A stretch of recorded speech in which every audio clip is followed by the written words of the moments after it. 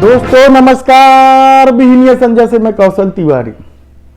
लगता है छत्तीसगढ़ में भाजपा का ग्रह नक्षत्र ठीक नहीं चल रहा है और वह जो भी मुद्दा उठाती है ठीक उसके विपरीत सब कुछ होने लगता है। कल भाजपा महिला मोर्चा के पदाधिकारी लक्ष्मी वर्मा, मीनल चौबे, विश्वदिनी पांडे भूपेश सरकार पर जब आरोप लगा रहे थे कि भूपेश राज में छत्तीसगढ़ में महिलाएं सुरक्षित नहीं हैं, हिंदू महिलाएं सुरक्षित नहीं हैं,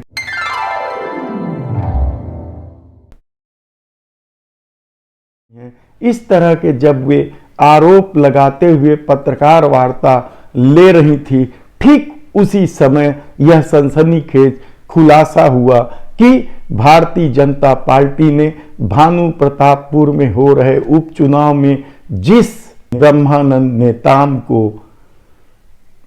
टिकट दिया है वह पास्को एक्ट का आरोपी है।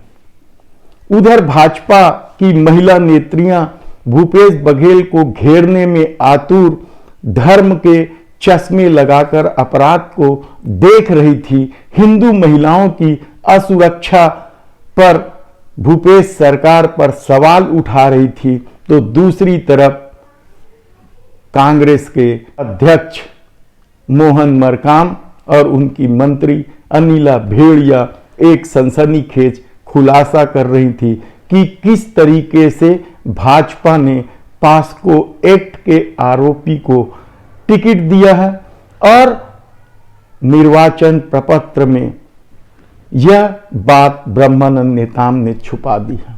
दरअसल यह मामला 2019 का है और यह झारखंड का है, छत्तीसगढ़ का भी नहीं है। उस दौरान एक नाबालिग बच्ची को देह व्यापार में ढकेलने, उसके साथ बलात्कार करने के आरोप में कई तरह की धाराएं लगी थी।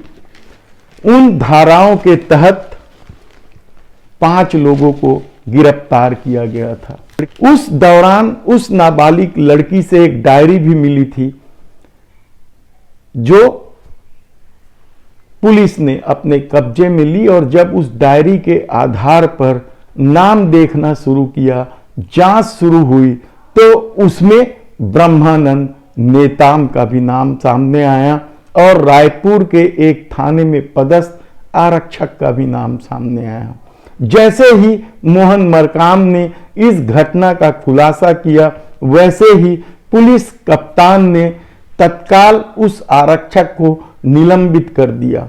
लेकिन भाजपा की तरफ से इस मामले को लेकर तीखी प्रतिक्रिया हुई है और ब्रह्मानंद नेताम ने इस मामले को ही गलत बताते हुए कहा कि अनर्गल आरोप लगा रही है कांग्रेस। जबकि भानु प्रताप उपचुनाव के प्रभारी बनाए गए बृजमोहन अग्रवाल ने कहा कि कांग्रेस डर के कुछ भी बात कर रही है, वह चुनाव लड़े, डर कर मैदान न छोड़े और कुछ भी आरोप न मढ़े। लेकिन यह छत्तीसगढ़ की राजनीति में इस मामले ने बवाल मचा दिया है और कहा जा रहा है कि ब्रह्मानंद नेताम ने यह बात जानबूझकर छुपाई क्योंकि उन्हें शायद पहले से पता था। इस आरोप प्रत्यारोप के बीच सबसे बड़ा सवाल तो यह है कि आखिर बलात्कारियों के साथ भाजपा क्यों खड़ा होना चाहती है या क्यों खड़ा दिखाई देती है। हमने कितनी बार बताया है कि कठुआ के बलात्कारियों के सम्मान में जुलूस निकालती है, बिल्किस बानो के बलात्कारियों को समय के पहले छोड़कर उनकी आरती उतारी जाती है। प्रदीप सेंगर मामले में क्या कुछ हुआ उत्तर प्रदेश में यह किसी से छिपा नहीं है और गुरमीत राम रहीम जिसे 20 साल की सजा हो चुकी है, उसे भाजपा के नेता लाइन लगाकर किस तरीके से पापाजी करते हैं। लेकिन छत्तीसगढ़ की राजनीति में भूपेश बघेल पर वार करने की या कांग्रेस पर वार करने की हर कोशिश क्यों विफल हो जा रही है क्योंकि भाजपा धर्म के आधार पर नफरत फैलाने की राजनीति क्या अब खात्मे की ओर है? यह सवाल इसलिए महत्वपूर्ण है क्योंकि इस दौरान जितने भी आरोप लगाए हैं भाजपा ने, उसको उल्टा ही पड़ा है। बेरोजगारी के मुद्दे को लेकर जब भारतीय जनता पार्टी हल्ला बोल रही थी छत्तीसगढ़ में, तो पता चला कि जिसके प्रभार में या नेतृत्व में बेरोजगारी के खिलाफ, भूपेश सरकार के खिलाफ हल्ला बोलने के लिए भाजपा जिस भाजयुमो के राष्ट्रीय अध्यक्ष को बुलाए हैं, उनके राज्य में बेरोजगारी की स्थिति छत्तीसगढ़ से ज्यादा खराब है। आंध्र प्रदेश में, कर्नाटक में, यानी बहुत सारे भाजपा शासित राज्यों में छत्तीसगढ़ से ज्यादा खराब स्थिति है और देश में छत्तीसगढ़ का स्थान बेहतर है। वहां वह आंकड़ों के आधार पर मात खाती है। कोयला घोटाले पर जब भारतीय जनता पार्टी ईडी के छापे पर प्रहार करती है, तो नान घोटाला और चीट फंड कंपनियों में हुए मनी लॉन्ड्रिंग का मामला सामने आ जाता है। लगातार भूपेश सरकार से मात खा रही भारतीय जनता पार्टी ने संगठन के भीतर कितने ही बदलाव किए। प्रदेशाध्यक्ष बदल दिए गए, नेता प्रतिपक्ष विधानसभा में उसको भी बदल दिए गए, भाजयुमो के प्रदेश अध्यक्ष को भी बदल दिए गए हैं। महिला मोर्चा को लगाया गया है कि वह किस तरीके से कांग्रेस राज्य में आंकड़े इकट्ठे करवाए जा रहे हैं उनसे कि कांग्रेस राज्य में हिंदू महिलाओं के साथ दूसरे धर्म के लोग किस तरीके से व्यवहार करते हैं।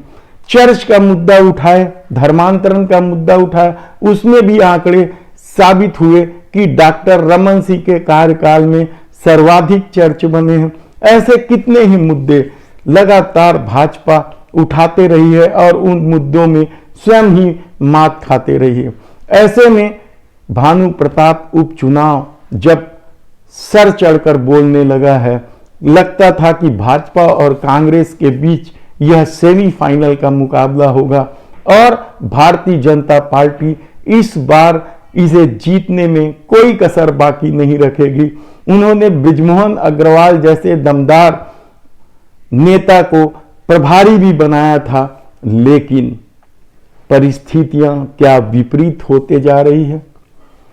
ब्रह्मानंद नेताम के बारे में कहा जाता है कि वह पिछले 2 बार विधायक भी रहे हैं भानु प्रतापपुर पे और बहुत सोच समझकर उन्हें प्रत्याशी बनाया गया था, लेकिन उन पर भी जब पास्को एक्ट और बलात्कार का आरोप का सनसनीखेज खुलासा कांग्रेस ने किया है और पूरा सिलसिलेवार घटना को बताया है कि किस तरीके से 15 साल की एक नाबालिग बच्ची को देह व्यापार में ढकेलने का काम किया गया, उनके साथ बलात्कार किया गया।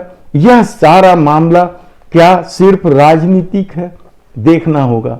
अभी तो पुलिस जांच कर रही है। झारखंड की पुलिस अभी तक ब्रह्मानंद नेताम के पास तक नहीं पहुंची है, आगे क्या होता है। लेकिन इस मामले में 5 आरोपी गिरफ्तार है और कहा जा रहा है, कांग्रेस के नेता ने आरोप लगाया है कि चालान में ब्रह्मानंद नेताम का नाम है, यानी लड़की की डायरी में भी नाम है और उस आधार पर कोर्ट में प्रस्तुत चालान में भी ब्रह्मानंद नेताम का नाम दर्ज है।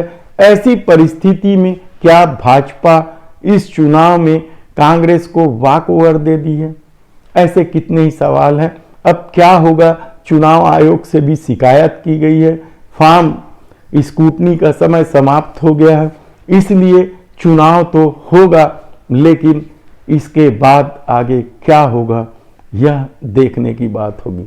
धन्यवाद।